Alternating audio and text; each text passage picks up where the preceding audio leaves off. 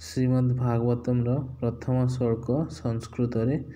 ओं नमो भगवते वासुदेवाय जन्माद्धस्य यतोऽन्वयातधितरतश्चार्थेषोऽभिज्ञस्वराट् तेन ब्रह्महृदाय आदिकवये मुह्यन्ति यत् सूरयः तेजो वारिमृदां यथा विनिमयो यत्र त्रिसर्गो मुषा धाम्ना स्वेन सदा निरस्तकुहकं सत्यं परं धीमहि। सेम ताको हमर जगन्नाथ दास ओडिया रे लिखिले।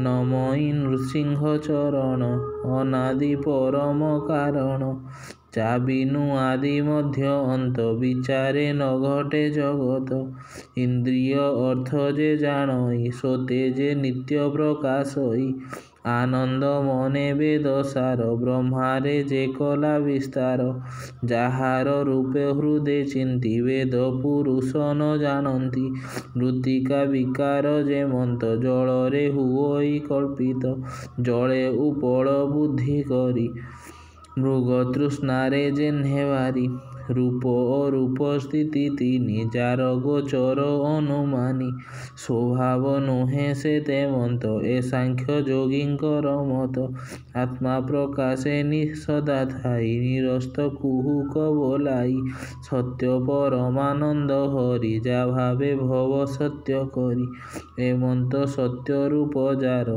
ता पादे मोर नमस्कार। धन्यवाद।